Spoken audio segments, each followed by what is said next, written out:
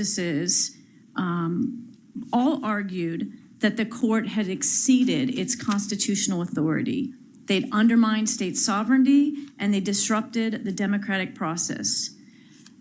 Remember, this is the same process that states use to deal with issues on gun rights, wolf hunting, legalizing marijuana. These are state decisions. So while the justices didn't agree on every point of their dissent, they did agree on the federalism issue, that this took authority away from the states. They all agreed that this was judicial activism, which said that the court has overstepped its rule. And they also believe that this disenfranchised voters, because these are decisions made in the states. The central argument in my resolution today is fundamentally why it's important to overturn this is because it's when we have federal overreach like this, it further erodes our states' rights. And we do have the authority as a state to take up issues that are not clearly defined in the Constitution. The 10th Amendment of the United States Constitution reserves powers not delegated to the federal government to the states and the people. And that's what we're talking about today. So for the Obergefell case, what I'm asking you to do to kind of keep in mind that we're dealing with states' rights issue is swapping out the word marriage or the case on marriage with any other strongly held idea that you have. So kind of hypothetically, what if the federal government defined property rights or nationalized water rights? What would that do to Idaho citizens? What if they had a federal fair use standard that people could come on to and off of your property? Would we want to have a decision in that as Idaho citizens? What if the federal government or the judiciary ruled that there's a new energy policy that they wanted to impose on states? And they decided that hydroelectrical dams were bad for the environment, and they wanted us to remove all our dams. These are decisions that were specifically left up to the states to decide, and that's why it's so important that we protect our federalism in this issue.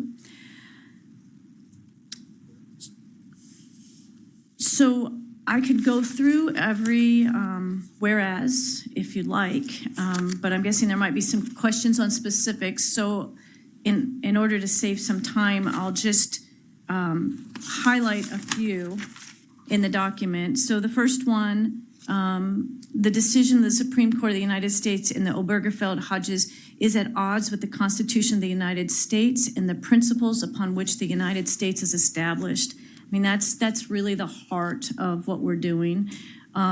Whereas liberty has long been understood as individual freedom from government action, not a right for the government to give or take. If you go to line, let's go to line 28.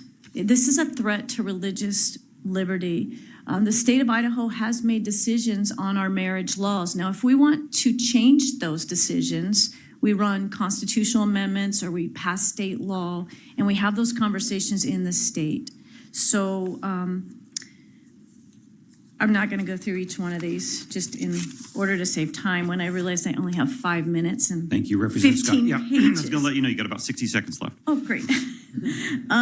Okay, so the main things that we're asking for in this is to reject Obergefell. We formally reject this ruling. We're calling for a reversal of the ruling.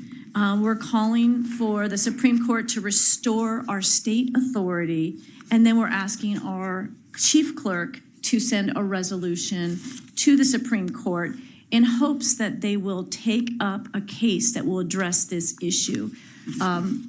Just like Roe versus Wade, that was a state's rights that the Supreme Court decided that they were going to turn abortion into a right that wasn't their authority to do. They're doing the same thing with marriage.